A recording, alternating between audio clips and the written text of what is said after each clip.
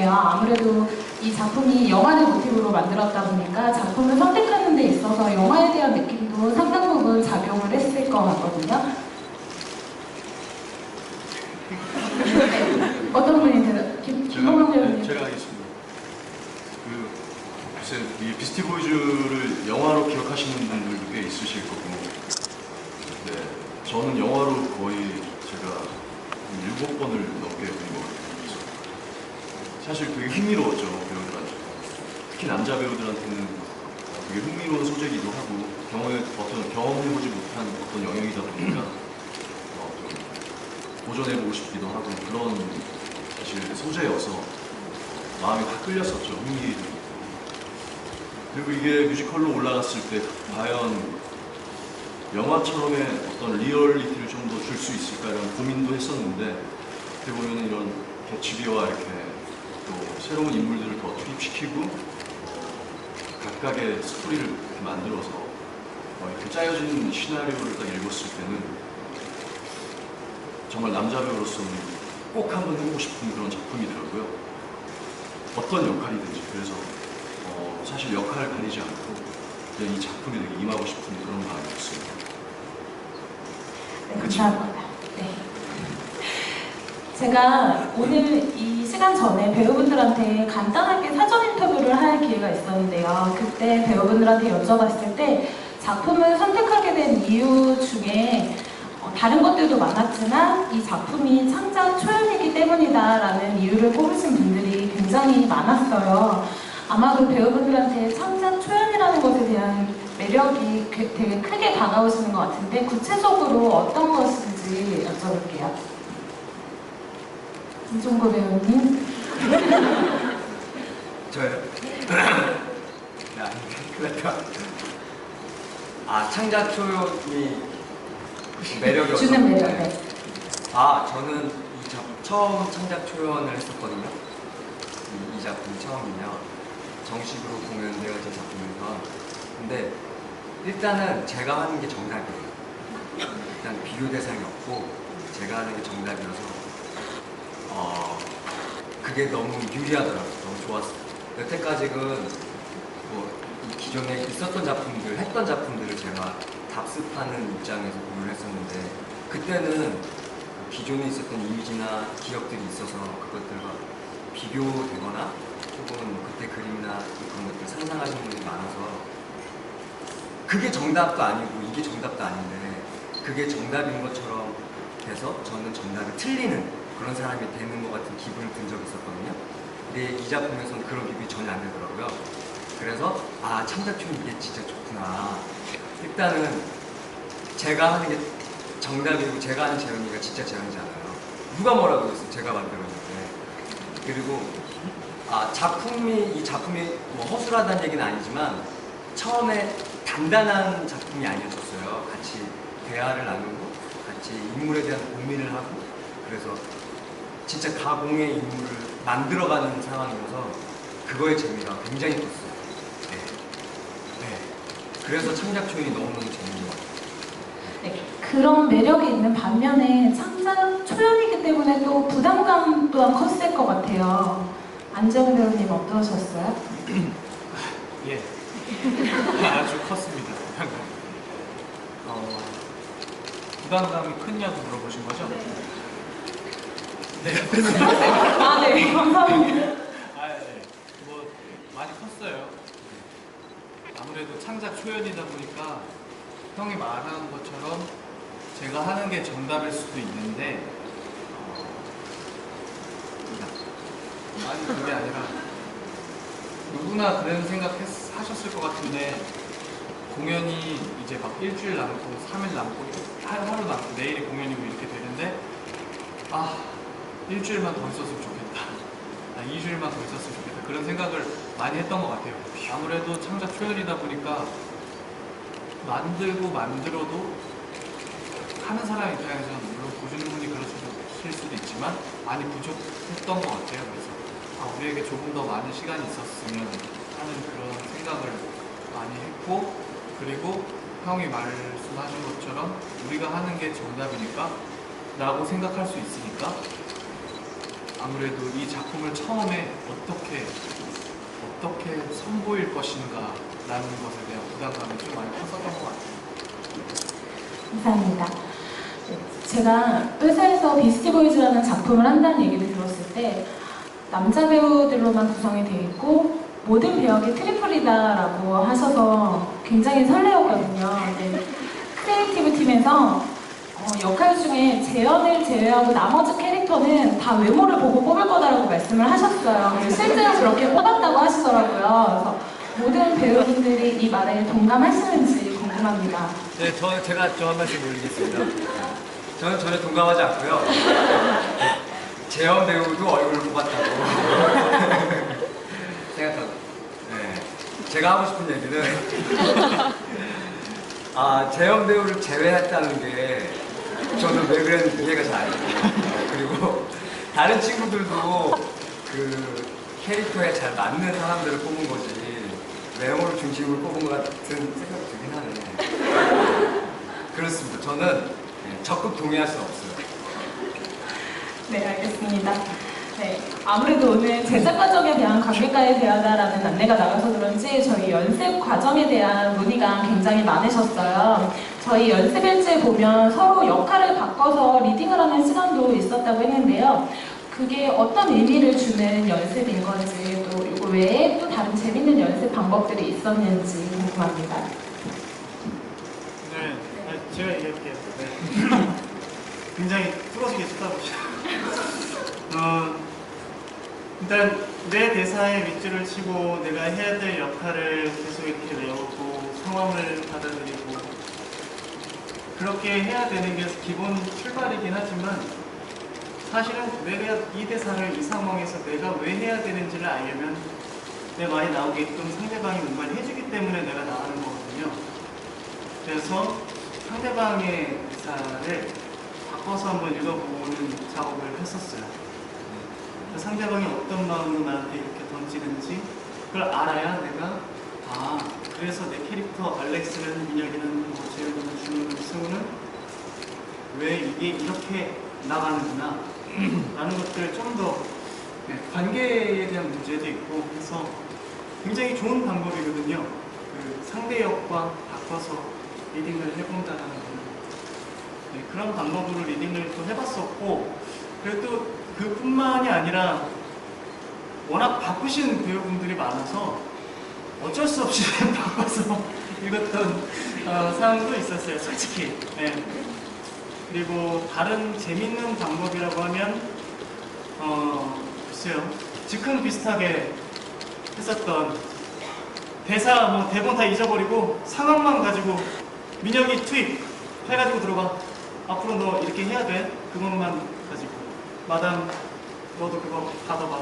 뭐 이런 즉흥을 좀 했었는데 거기서 좀 좋은 소스들이 많이 나와서 지금 플레이가 되고 있는 것 같아요. 칼브림 씨는 같이 이제 마담이랑 민혁이랑 대본 없이 해서 연출님이 보고 받아 쓰신 신이 되게 하기 싫었어요. 그럼 되게 부담되거든요. 반바지 입고 오시고. 아침 일어나자마자 죽여봐! 칼도 없어서. 칼도 젓가락 들고. 젓가락 들고. 참, 생각이 나네. 네. 처음에 그래서 목을 잡았었어요. 목을 빨리 벗어 쥐어! 이런 그런 신이었는데 연출님이 이거 좀 이렇게 쓰시더라고요. 그런 식으로 만들어진 신이 몇 개 있어요. 거기도 그렇게 쓰지 않았어요? 알렉스 식빵 던지는 신. 연습실에서 머리 감느냐고 고생을 좀 했었어요. 수고하셨습니다. 감사합니다. 좋은 신 만들어주셔서. 공연 때는 서로 만나지 못하지만 아무래도 연습할 때는 같은 캐릭터를 맡은 배우들끼리 상당히 많이 친해졌을 것 같아요. 네. 저 같은 경우에는 이제 승우, 이지호 배우랑 김지희 배우랑 같이 되게 얘기를 많이 나눴어요. 그러니까 이승우라는 캐릭터 자체가 뭔가 그 공연 직전까지도 굉장히 대본, 그러니까 텍스트상에서나 이런 것들이 명확하지 않게 되어 있었고 그런 것들을 이제 저희들이 채워나가야 되는 상황이 많이 있어서 굉장히 의견 공유를 되게 많이 했고, 그래서 지금 그나마 조금 저희가 이제 여러분들한테 보여드리는 모습이 그런 결과물인 것 같고요. 그러면서 같이 뭐 술 한잔도 하고, 뭐 언제 연습 중에 형님들 몰래 저희들끼리 가서 끝나고 저희 신림동의 백순대에 소주 한 잔 마시면서 뭐 이런저런 얘기하면서 이제 이승우가 가장 이제 공연하면서 집중해야 될 것들이 무엇인가 그런 거에 대해 많이 고민하면서 되게 많이 친해졌죠. 그래서 밤마다 자꾸 지호 형이 문자하고 그러더라고요. 뭐 하냐고, 술 먹자고. 그렇게 저를 찾더라고요. 네, 연습 때는 서로 그렇게 아이디어도 나누고 그랬겠지만 실제로 공연이 들어간 이후에는 자신만의 디테일을 만들고 싶은 욕심도 있었을 것 같아요. 안지영 배우님 어떠세요? 공격당한 것 같아요. 제가 호명하면 이렇게 싫어하시는. 아니, 예. 자신만의 디테일이요? 그러니까 뭐 공연을 몇 번 보신 분도 계시고 처음 보신 분도 계시겠지만 일단은 초연인데 트리플이에요. 그래서 서로 처음에 그래서 이제 우리가 진짜 팀으로 짜진 게 아니라 섞이면 이거 큰일 난다 막 이런 얘기를 했는데 지금은 그 부분에 있어서 다들 포기한 상태고 그냥 그날 맞춰요. 매일 5명의 캐릭터들 붙는 씬이. 그래서 뭐 재현만 해도 세 분이 다 너무 다르고 알렉스도 다르고 여기서 현이 형은 이런 대사를 하는데 민진이 형은 이런 대사를 하고 그런 것들이 다 이제 다른데 처음에는 그게 이제 너무 이거 우리 맞추기 힘들지 않을까 했는데 지금은 다들 그게 익숙해지고 이제 그러다 보니까 이제 그게 그 사람의 뭐 알렉스고 그 사람의 재현이고 그 사람의 승우고 해서 인정이 되는 것 같아요. 서로 간에. 그래서 이제 자기만의 그 캐릭터를 만들어 가고 있구나 하면서 그렇게 받아들여지는 거죠. 그래서 다 달라요. 어떻게 쟤도 되게 많이 다르고 승우도 다르고 어느 때서부터인지 제가 팔 찌르려고 위에서 대기하고 있으면 뭐하냐 보고 있더라고요. 보고 있더라고요. 근데 다음날 되니까 지호 형도 보고 지호 형은 난 안 봐 이러고 형 왜 안 봐? 나는 그렇게 못 봐. 캐릭터들이 각자 디테일이 다른 거라 안 본다고 뭐라고 할 수도 있는 것도 아니고 본다고 할 수 있는 것도 아니고 그런 부분이 있는 것 같아요. 네, 이번에는 각 캐릭터별로 주신 관객분들의 질문을 드려보도록 하겠습니다. 저희가 오늘 이 시간을 갖기 전에 SNS를 통해서 관객분들한테 미리 사전 질문을 받았어요. 근데 정말 질문이 너무 많이 들어와서 제가 그거를 다 읽어보고 그 중에 선별하는데도 굉장히 많은 시간이 걸렸거든요. 그 중에서 몇 가지를 뽑아서 캐릭터별로 질문을 드려보도록 할게요. 먼저 승우에게 먼저 질문 드릴게요. 회가 거듭할수록 점점 배두훈 배우님의 승우가 나쁜 놈이 되어가고 있습니다. 이제는 공연을 보고 있으면 아예 승우가 처음에 개츠에 들어왔을 때부터 선수들에게 공사치려고 작정하고 있는 게 아닌가라는 생각도 들고 있는데요. 본인이 점점 나쁜 캐릭터로 변해가고 있는 걸 자신도 느끼시는지 많은 분들이 궁금해하셨어요. 일단 저는 이런 그러니까 악역이라고 표현할지 모르겠는데 어쨌든 이런 역할을 당연히 처음 해봤고 그래서 끝나고 공연을 보시는 분들이 승우 되게 나쁘다 이렇게 얘기하면 이걸 칭찬으로 받아야 되는지 뭐 어떻게 해야 되는지 잘 모르긴 하겠어요. 아직. 근데 일단 제가 생각한 승우는 뭐 마지막 최종적으로는 모두를 다 이제 배신하고 그 위에 올라서야 되니까 나쁘게 해야 되는 건 맞긴 한데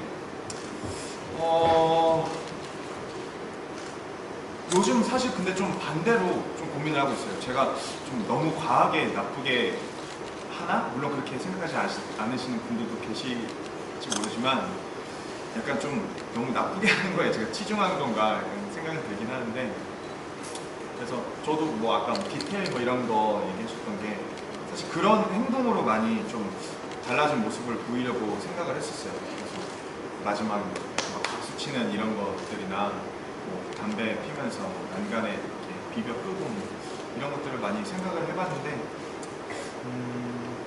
어떻게 더 나빠져야 될까요? 잘 모르겠네. 충분한 것 같습니다. 네. 네. 그 배두훈 스무가 순진했던 스무에서 타락하게 되는 결정적인 포인트는 어디일까요? 사실 공연 초반에는 준호랑 마지막 통화를 할 때라고 생각을 했었는데 요즘 최근에 공연을 이제 많이 하면서 느끼는 거는 정작 그 순간에는 승우가 내가 타락했을 거라고 생각을 못했을 것 같아요. 그냥 얘도 살기 위해서 그런 수단을 선택한 거였고 제일 마지막 에필로그 들어가기 전에 이제 저 혼자 다시 나레이션을 할 때 그때 세상 다시 깨닫지 않을까라는 생각이 들어요. 아 내가 그러니까 돌이켜보니까 그리고 지금 내 모습을 비교해보니까 나라는 사람이 이만큼 변했고 타락해 있고 하구나 라고 그때 느낄 것 같아요. 결국에는 승우가 여러 사람들에게 공사를 치면서 돈도 많이 얻었고 마담이 됐잖아요. 7억 다 갚았을까요? 제가 생각 곰곰이 해봤는데 일단 승우한테 나중에는 돈이 그렇게 큰 문제가 되지 않았을 것 같아요. 오히려 이 7억을 누구한테 뭐 덤태기를 그러니까 뭐 돌려서 또 그 사람한테 뭐 했든 하여튼 더 뭔가 좀 정당한 방법으로 해결하진 않았을 것 같아요.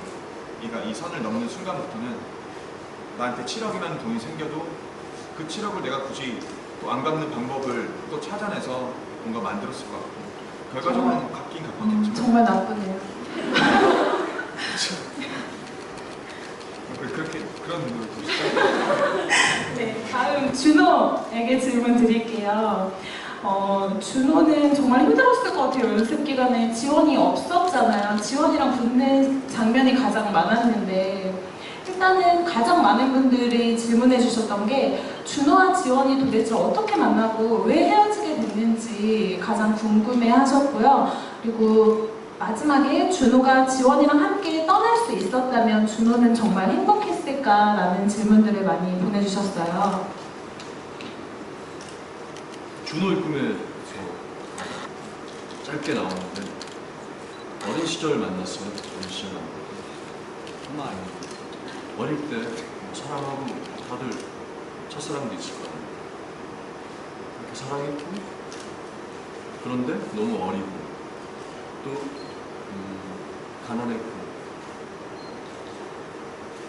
그녀의 어떤 아픔을 채워줄 수 없는 입장이다 보니까 준호는 그러니까 저는 사실 그런 전사를 많이 공유를 못했어요. 사실 시간이 좀 없었어. 근데 저 혼자만 그냥 생각을 했는데 그 여자 지원이를 위해서 떠나준 게 아닐까. 잠시 떠나준 게 아닐까. 왜 그 사랑해서 또 헤어진다 그런 말을 한 배우도 있지 않습니까? 되게 멋있는 사람.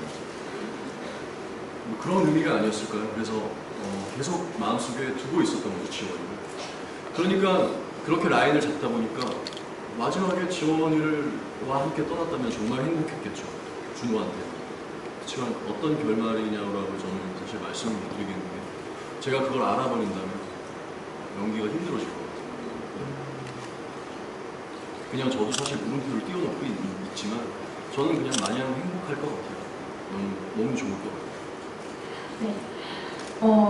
극 중에서 준호는 재현이 말하잖아요. 준호한테 옆박스 성환이 얼굴 그었을 때 너 무서워했잖아 라는 말도 하고 꽃뱀한테 당할 뻔했는데 재현이가 도와줬고 어리버리한 승우한테도 제일 먼저 사기를 당하고 약간 좀 어떻게 보면 순수하고 어떻게 보면 약간 허당 이미지인데 어떻게 해서 재현의 눈에 들어 개츠비 에이스가 됐는지에 대한 질문이 있었습니다. 가장 확실한 대답은 제일 처음 만났어요. 제일 어릴 때, 풋풋할 때. 사실 에이스가 처음부터 에이스로 찍었던 건 아니겠죠. 재현이가 이 친구를 어렸을 때 준호라는 친구를 만났을 거고 그의 어떤 순수함이나 이런 것들을 봤을 때 내가 내 옆에 두고 싶은 사람, 그리고 널 위해 뭐든 해줄 수 있어라는 그런 마음을 재현이 형이 가지고 있었기 때문에 저를 위해서 뭐든지 다 해줬을 거라고 저는 생각하고 있고요. 그리고 뭐 호구 얘기가 나와서 근데 글쎄요, 제가 호구 역할 좀 전문 배우가 돼가는 것 같아요. 제가 지금 호구 역할을 거의 4번째 정도 하고 있는데 호구라고 말하면 참 바보 같고 막 그렇잖아요. 근데 반대로 그만큼 순수한 사람이고 감성적인 사람이다 보니까 사람을 미워할 수 없는 거죠. 그러니까 그쵸, 미움은 있겠지만 그거를 극복하는 방법이 나름 터득되어 있는 어떤 한 사람인 거겠죠. 어떻게 보면 더 머리 위에 있는 사람일 수도 있는 거죠. 그러니까 너무 호구로만 보지 마세요.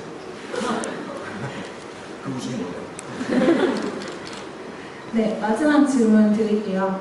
오늘도 공연 끝나고 마지막 씬 끝나고 들어오셔서 막 눈물, 콧물 막 열심히 막 닦고 계시던데 예. 마지막에 죽어가는 재현을 보는 준호의 심정에 대해 말씀 부탁드립니다. 사실 저는 그 마지막 장면에 그 감정을 잡기가 되게 많은 시간이 필요했어요. 그러니까 공연을 올리고 나서 계속 고민했고 도대체 어떤 마음일까 계속 고민했었는데 한 중반 정도 접어들어서 그렇게 미안하더라고요. 그 순간. 왜냐면 죽음이잖아요. 죽음의 순간에 이런 재현이를 보다 보니까 미안한 거죠. 다 없는 거죠. 죽음 앞에서. 지원이도 만약에 내가 죽는 거야. 지원이도 부질없는 거예요. 그래서 요즘 제일 많이 드는 마음은 미안한 마음과 그다음에 제가 너무 지원이한테 집착되어 있다 보니까 제 마음이 그쪽으로 향해 관심이 있다 보니까 또 그런 사건이 있었잖아요. 그러다 보니까 재현이 형의 마음을 어느 순간 차단하게 되는 거죠. 볼 수가 없게 되는 상황이 딱 되다가 재현의 죽음을 보고 그때서야 머리를 한 방 딱 맞은 거죠. 형이 나한테 날 위해서 해줬던 것들에 대한. 그래서 더 미안한 마음이 제일 많이 드는 것 같아요. 네. 그래서 마지막에 제가 재현이를 찌르는 거 정말 죽이려고 찌르는 게 아니라 어떤 고통을 덜어주기 위한 그렇습니다. 감사합니다. 네. 다음 마담에게 질문 드릴게요. 네, 이 질문 제일 많을 거라고 예상하셨죠? 김종국 배우에게 식빵이란 식빵을 선택하신 건지. 식빵이란 맛있는 간식이죠. 저녁을 잘 안 먹어요. 이거 먹으려고. 네, 그래서 이 시간이 굉장히 기대되고 굉장히 설레는 저한테는 굉장히 설레는 정도예요. 식빵이란. 선호하는 식빵 있으세요? 오늘 사다 주신 거 그좀 고가의 식빵이 뭐예요 그게? 술에 좀 뭐하지? 파리크라삭 식빵이 그렇게 촉촉하고 맛있더라고요. 이게 먹으면 침도 막 많이 나오고 이게 보통 싸구려 식빵은 반으로 접으면 옆에가 찢어져요. 그래서 고맙습니다. 맛있는 식빵 사주셔서 늘 감사하게 생각하고 있어요. 앞으로도 맛있는 식빵 사드리도록 노력하겠습니다. 네.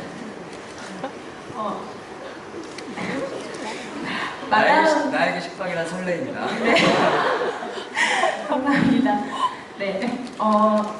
승우를 향한 재현의 진짜 마음이 궁금합니다. 준호를 감시하기 위한 도구로 승우를 생각하는 건지 아니면 정말로 승우에게 가족에 대한 어떤 애틋함을 도구로 생각하는 거예요. 감시하기 위한 도구로 생각하고 저한테는 승우는 별로 안중이 없어요. 안중이 없는데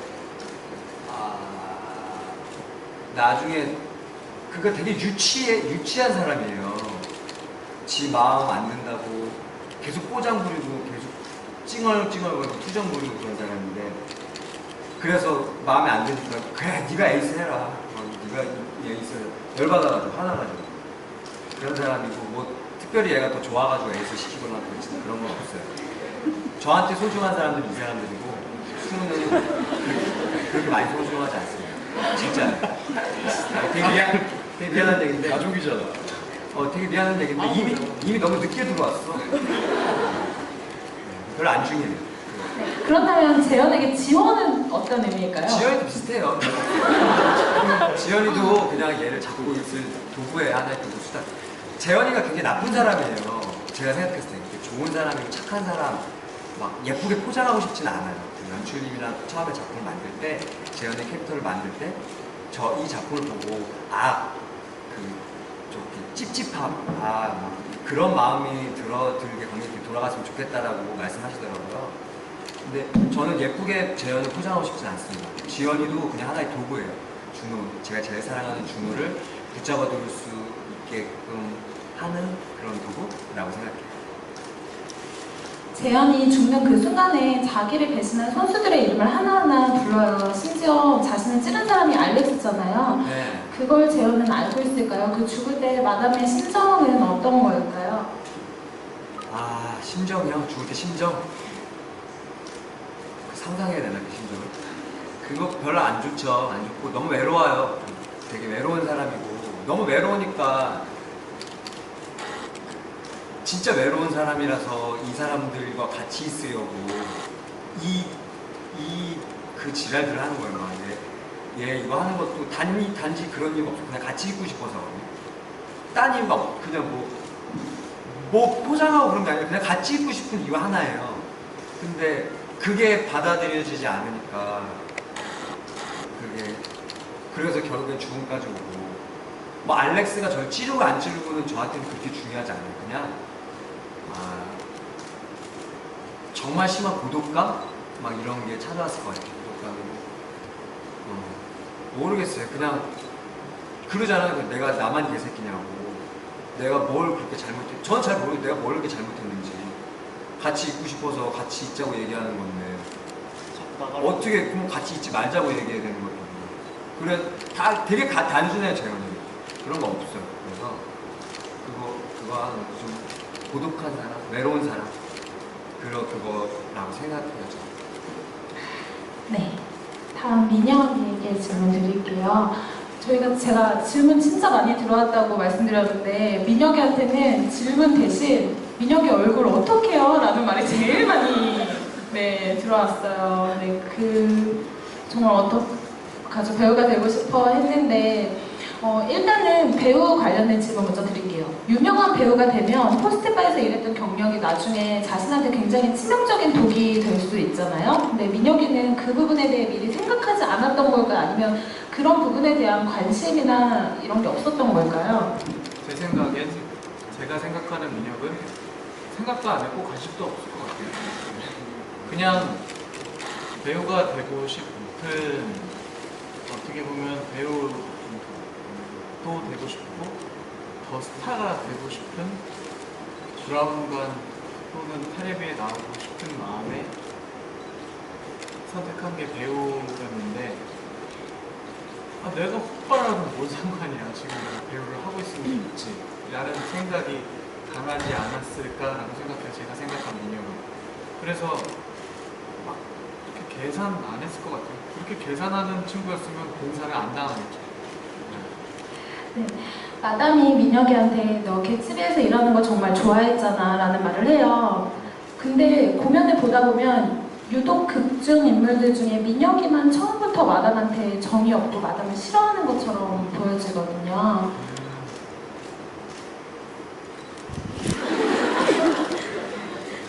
개츠비에서 일하는 게 좋았으면 개츠비의 마담, 우두머리 마담도 좋아했을 텐데. 근데 제가 생각한 거는 처음에 개츠비를 민혁이 찾아온 것은 마담 때문에 찾아와요. 재현이 때문에.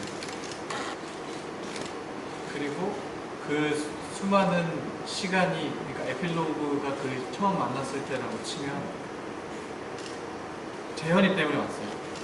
이 사람을 정말 진심으로 존경하는 부분도 있고 멋있고 민혁이 그때 마음에 그냥 간지나고 그러니까 찾아와서 진짜 한번 폼나게 살아 여자도 만나고 술도 마음껏 먹고 정말 재현이 대사대로 그런 마음에 와서 재밌게 한번 놀아보자 했는데 어쨌든 그때도 배우지망생이긴 했죠. 근데 이제 소름 끼치는 거죠. 재현이 하는 일이 꼴배기가 싫은 거예요. 그 긴 시간 동안. 네. 그냥 진짜 만약에 이렇게 치면은 형은 식빵을 먹으니까 식빵 먹는 것도 꼴배기가 싫은 거예요. 네. 쳐다도 보기 싫은 거예요. 알았어. 그러니까 제가 생각한 민혁은요. 근데 그래야 그냥 제가 생각한 라인은 그러니까 그래야 지금 정말 사무치도록 살도 스치기 싫어해야 그 에필로그 때 처음 정말 진심으로 존경해서 왔을 때의 마음이 마지막에 씁쓸해질 것 같아요. 저는 좀 그렇게 하고 싶었거든요. 그래서 약간 좀 그리고 제가 생각한 민혁은 개츠비는 이제 끝이야. 그러니까 얘가 임세영이 온다는 거를 어느 정도 예상하고 있었을 것 같고 난 이쪽 있으면 뭔가 될 것 같아 했는데 안 됐겠죠. 안 됐는데 민혁이는 그렇게 생각을 하고 있었을 거예요. 이제 슬슬 나도 이게 연예인이 될 수 있을 것 같아 생각을 했는데 현실적으로 안 되는데 정말 운이 좋게 임세영이 걸린 거예요. 진짜 말도 안 되는 운이 좋게. 그러니까 더 자신감도 높아지고 더 꼴배기 싫은 거예요. 뭐하러 내가 그냥 막 파티에서 불 붙여달라고 할 때도 오늘만 버티면 돼. 똥만 피하자. 진짜 거의 이런 마음으로 생각하고 있어요. 다른 민혁들은 또 다를 거겠지만 저는 좀 그렇게 생각해요. 실제로는 좋아해요, 형님. 네, 알겠습니다. 다음 알렉스에게 질문 드릴게요. 네, 알렉스에게 가장 많이 들어온 질문은요. 지하 몇 살이에요? 지아는 알렉스끼리 분석을 했을 때 같이 말을 맞춘 게 7살이고요. 그리고 소아암 백혈병 걸린 지는 벌써 3년째고 그렇게 설정을 했었어요. 네. 지아 엄마랑은 왜 헤어지게 됐나요? 도망쳤어요. 애 낳고 도망쳤어요. 그리고 그 여자도 굉장히 건실한 여자는 아니고 호스트바에서 만난 손님이었는데 눈이 맞아서 사귀게 된 거였죠. 알렉스도 초반에 호스트바 선수로서 굉장히 뭔가 이렇게 호스트바에서는 이렇게 하면 망해, 선수는 이렇게 해야 돼 라는 게 정립되기 좀 전에 그때 그렇게 일이 벌어지는 거였어요. 네. 알렉스 엄청 극 중에서 불쌍하고 알렉스만 나오면 막 안쓰럽고 이런데 지아를 그렇게 아끼는 알렉스가 막 도박하거나 로또에 돈 쓰는 거 보면은 또 공연 보다가 답답해서 막 화가 나고 쟤 아직도 정신 못 차렸네 막 이런 말 해주고 싶고 막 이런 관객분들 많이 계시더라고요. 어떻게 생각하세요?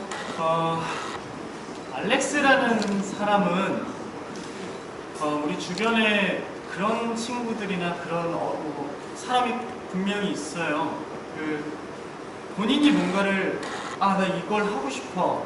그래서 분명한 것이 있어서 그거를 내가 하기 위해서 뭔가를 준비하고 막 사람들은 대부분 그런 어떤 목표가 있어서 살잖아요. 근데 알렉스라는 사람은 물에 술 탄 듯, 수에 물 탄 듯, 내 분위기나 환경이 휩쓸려 가는 대로 그냥 그렇게 사라지게 되는 그런 우유부단한 사람이에요.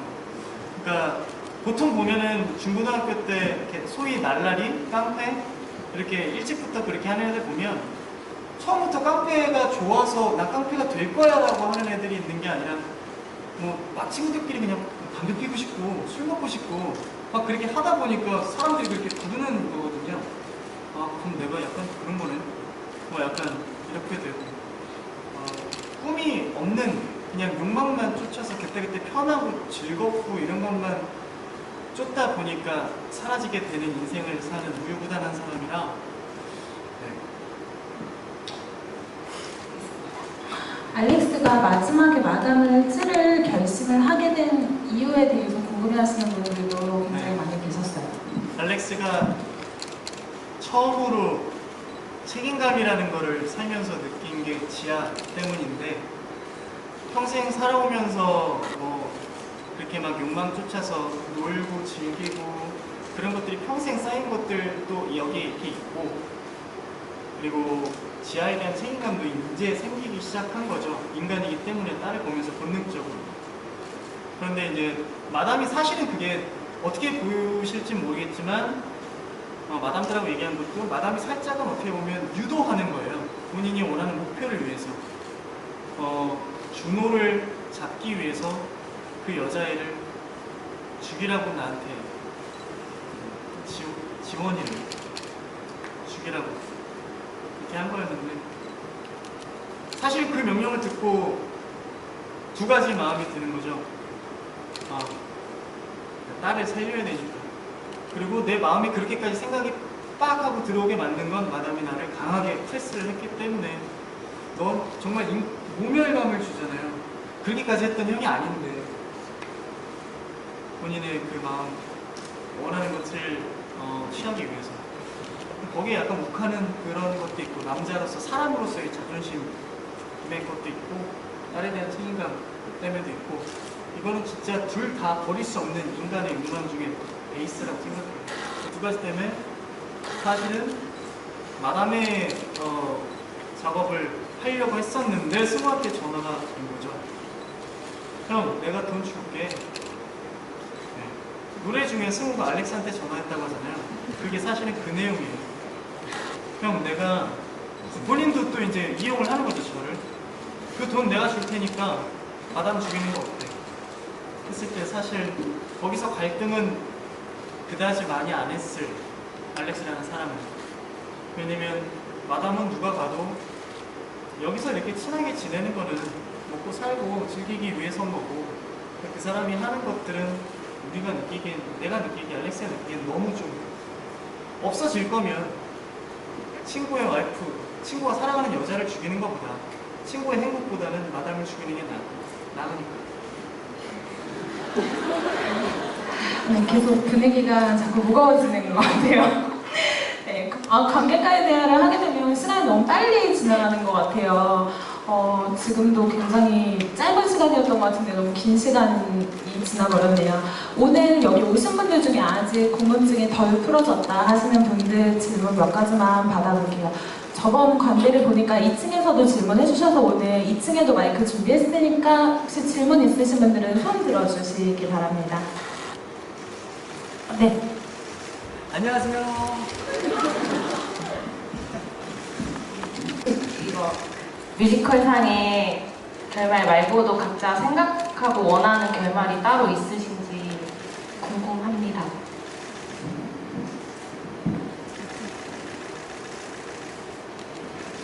궁금하다고 하십니다. 누가 다 궁금해서. 한 분께 들어볼게요. 김종국 배우님? 죽었잖아. 저한테 결말을 몇 번 묻고 어떻게 하라는 거죠? 그러니까 원하는 결말. 제가 원하는 결말이요? 사후세계에 대해서 사무실에서 나를 다 만나는 거야?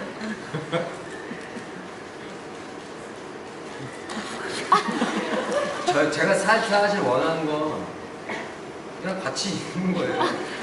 같이 있고 민영이는 저기 삼촌이 되겠죠 이제. 그거 못하고 선수 못하고 삼촌으로 이제 뒤치다거리 하고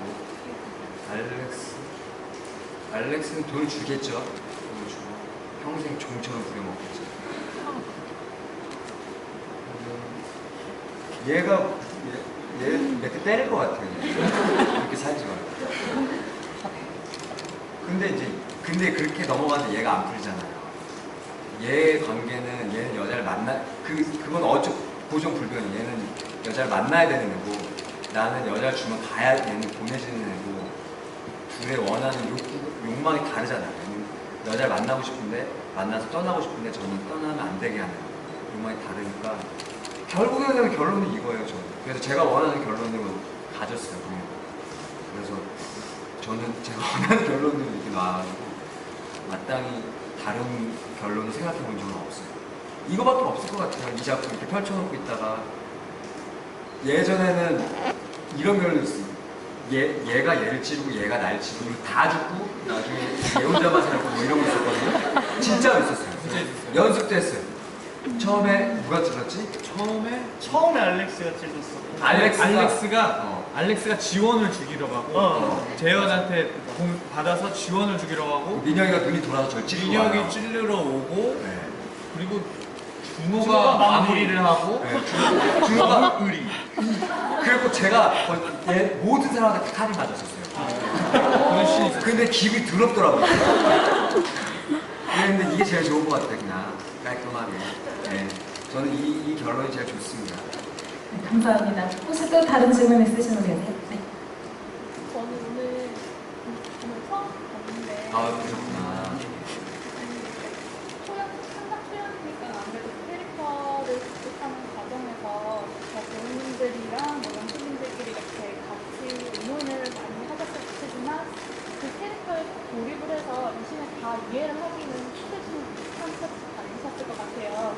특히 저는 전작의 이미지 마지막에 많이 남아있는 배우분들도 있어서 마담이라든지 스모 같은 경우는 되게 의외의 모습이 보여서 이분들이 캐릭터를 소화할 줄 몰랐다는 생각이 좀 많이 들었었거든요. 그래서 특히나 배우님들도 이 캐릭터를 소화하기에 이 시를 완벽하게 이해하기 힘들었던 시는 있었는지 이렇게 보시기에 저희가 완벽하게 잘 소화를 해냈나요?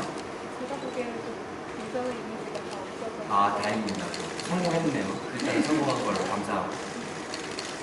이 작품 자체가 소화할 수 있는 작품은 아닌 것 같아요. 사실은 끝나면서 물음표를 주고 끝나는 것 같아서. 그러니까 배우들 개개인도 사실은 그게 어떤 해소가 되게 이렇게 결말에 지어지는 게 아니라서 이렇게 소화가 돼버리면은 그게 매력이 좀 떨어질 것 같아요. 두 분이 생각은 그게 아닌 것 같은데. 뭐 저요? 너는 소화가 좀 돼? 아니, 난 아닌데, 난 저도 되게 근데 고민 항상 저도 물음표가 항상 있고 정말 끊임없는 고민을 하게 되고 물론 뭐 어느 작품에도 그렇지만 되게 어려운 것 같아요. 이 작품 특히 이승우라는 인물 자체도 사실은 어떻게 보면 다른 인물들은 다 어떤 명확한 나름의 그런 게 제 생각에는 있다고 생각하는데 승우만큼은 계속 뭔가 변화해야 되고 뭔가 마지막에서 던지는 말들도 그런 말대로 물음표를 던지는 말이고 그러니까 내 모습이 곧 여러분이고 뭐 그런 것들 내 모습이 또 이 사람들의 모습이었고 그런 것 때문에 되게 고민을 많이 하고 있어서 저도 잘 소화하려고 노력하고 있습니다. 감사합니다. 네, 주어진 시간이 너무 짧아서 되게 아쉽게 느껴지는데요. 제가 항상 무대 뒤에서 보면은 저희